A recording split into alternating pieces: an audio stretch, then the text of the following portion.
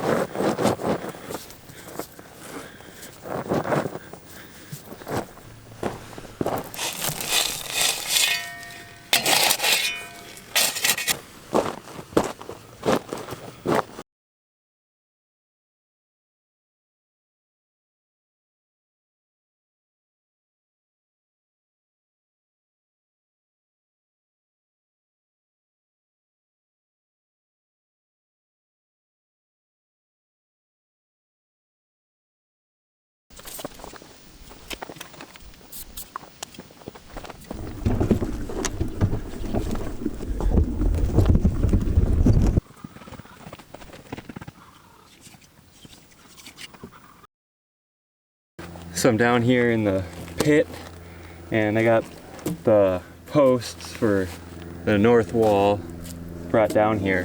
So the next step that I'm gonna do is take a whole bunch of these scraps from my sawmill. Whoa. So next I'm gonna take a bunch of these scraps from the sawmill and I'll nail them across to attach the posts together. I'll do, a few rows going up, and then I'll take these sheets of this insulation, this 2-inch closed cell foam insulation, and I'll nail it to the outside. And I'll do that the whole length, and then we'll stand the whole wall up somehow. So this insulation will go around the whole perimeter outside wall, and then on the inside I'll do another row of the slats, and then I'll drape a 10 mil poly over the outside and the inside, and then cut holes in the top so that the void in the middle then can breathe and we don't get too much condensation. And the idea of so we'll have an insulation and then an air gap, and debating on whether or not to do another row of insulation on the inside. And this whole north wall is going to be insulated really well, and no windows, and then all the windows will be on the south side.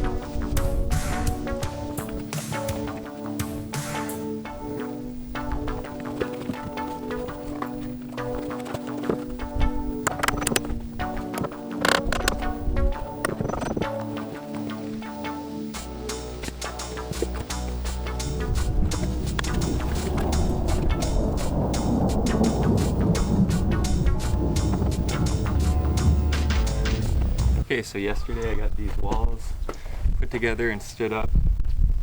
It's a long day, but I got it all done. And today I just kind of went through and I plumbed them out. I straightened them all.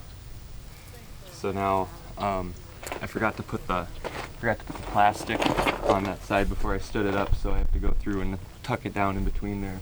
Fortunately, I have more space on this side than I did on that one. It would have been tougher to do it on this side.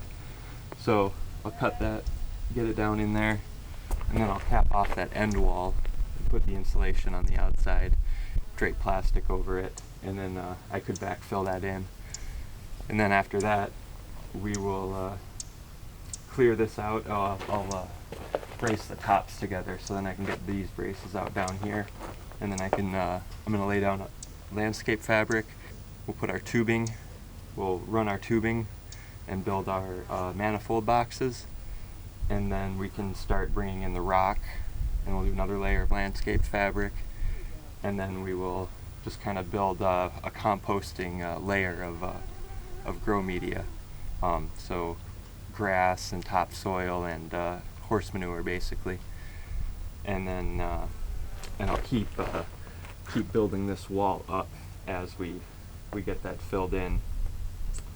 And then last thing, we'll insulate this wall and then backfill this trench in.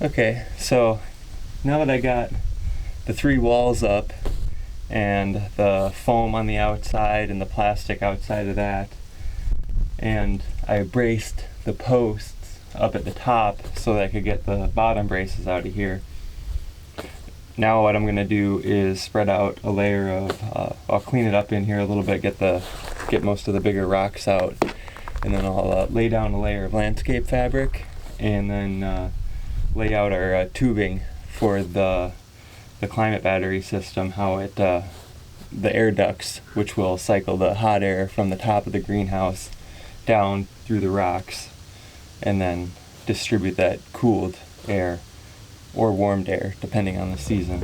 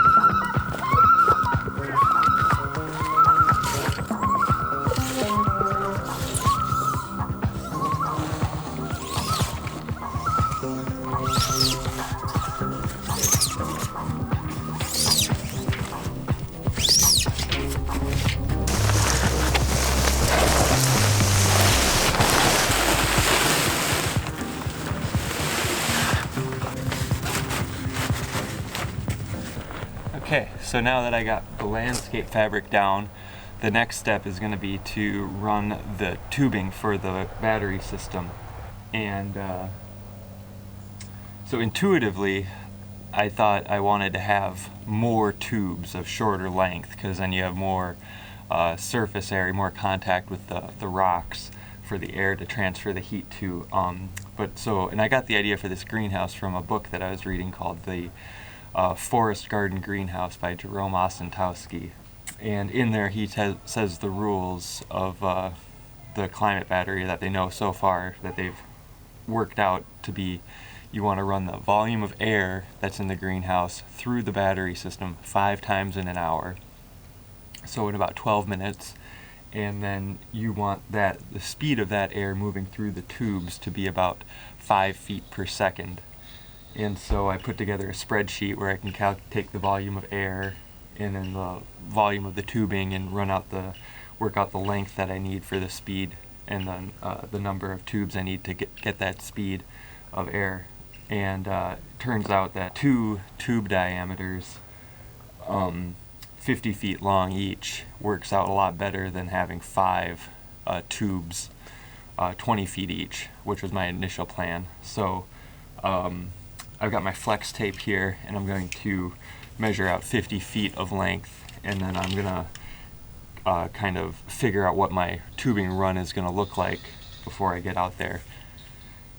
So I'll figure out what my run is gonna look like, and then I'll get my tube cut, and I'm gonna put down a layer of rock first so that the tube is surrounded by rock on all sides. I don't want it just sitting on the landscape fabric. And then I'll bury that first layer, and then we'll run the second layer on top of that, bury that one, do another layer of landscape fabric, and then we'll put our soil mix in there. And the reason I'm doing the landscape fabric on the bottom also instead of just on the top is because this last spring, as everything thawed out, this pit was full of water, because the groundwater melts, and then as it comes up through the ground in the soft thawed spot. And so this isn't going to freeze in the winter. I'm expecting, and so the ground around it will, and so I don't want it to flood up and then run all that silty mud up into the tubing system from below.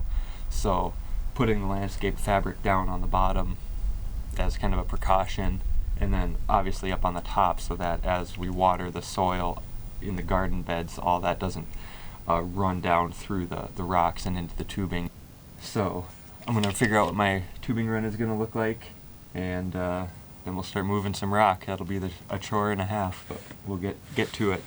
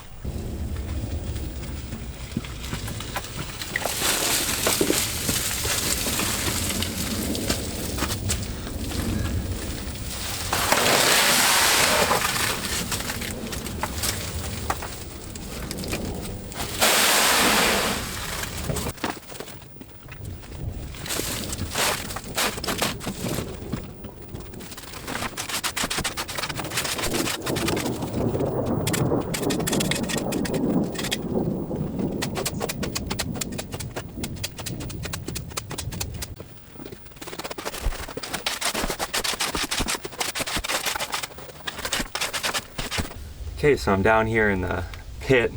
I got my first section of tubing laid out. I think this is the layout I'm gonna go with, which is different than what I had originally planned or sketched out, but some of this stuff you don't really get to see how the materials behave and work until you have them right there in front of you. So this looks like the best for what I'm trying to do here.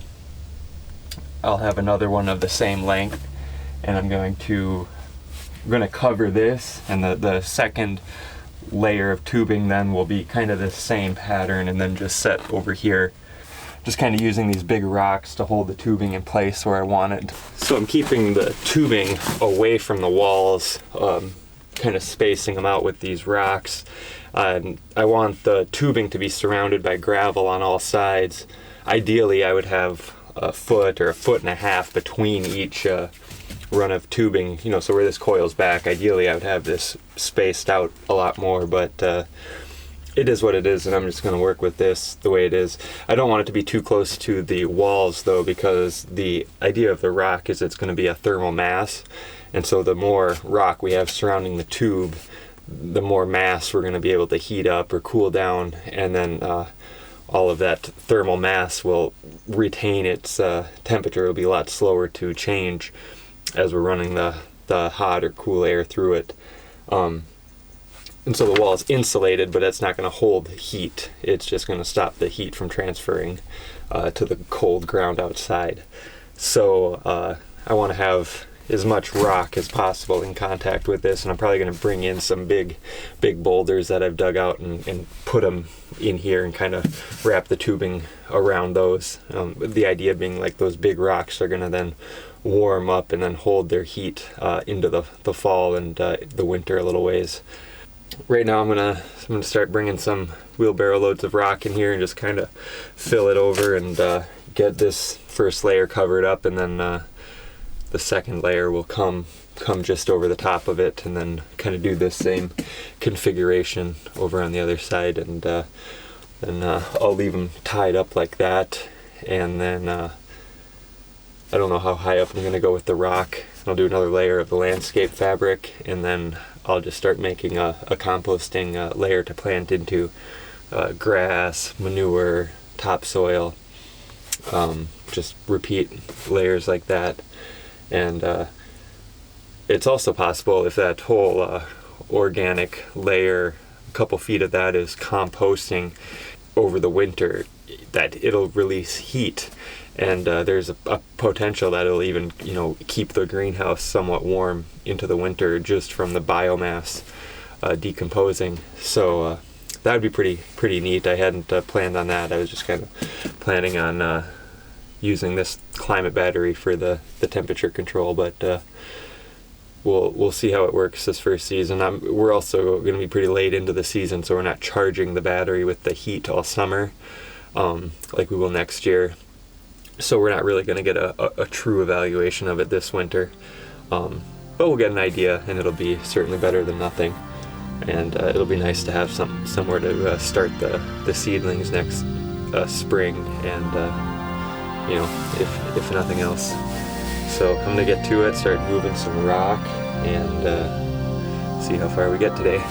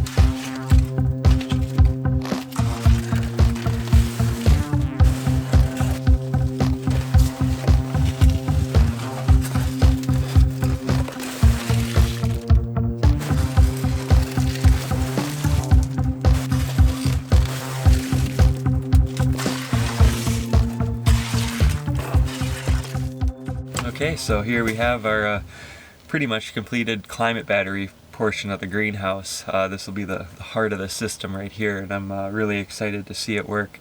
I don't see how it won't work, or at least make a little bit of a difference. So next, I just got a little bit of rock I got to bring in still to cover the rest of this tube up and cross it over here. But before I do that, I'm going to build in this end wall here and put the insulation on, the poly sheeting, and I'm going to backfill in the trench all the way around. And then I'll bring a couple of wheelbarrow loads of rock over the wall to fill in here, and then put down another layer of landscape fabric, and then all of our planting, composting material, wood chips, leaves, grass, topsoil, manure, compost that we've already made, and we're going to fill it up. And then yeah, we'll get it all closed in. Hopefully within the next month or two I get it all closed in and finished up, and we get to use it a little bit. I'd be really excited if we got to plant something still this fall. I think the problem, or the biggest issue being here in Alaska, is going to be the light. It's not, you know, the temperature, I could heat it if I needed to, but the light is going to become kind of the really expensive thing that we won't have. So if we wanted to do supplemental lighting, that would we'd really have to see weigh the cost benefit of that. So you know, maybe we get through October and then we kind of run out of light, but that'd be a lot better than it is right now. There was a little bit of ice out this morning. It's still the end of August, so the season is coming to a close if you don't have crop protection. So that's about all for this video. I gotta go get the sawmill set up. That's our next project. I'll probably post a video about that. Get the sawmill all set up so I can cut some boards to finish out the roof, and get the framing for the I'll get the framing all nice and square, even because I'm using these logs are a little crooked. So I'll mill some boards, and we'll frame the roof up so we can use the polycarbonate sheeting, or I might just do poly, like a 6 mil clear greenhouse poly, like a double inflated, and yeah, see how that works. So thanks for watching, and we'll see you next time.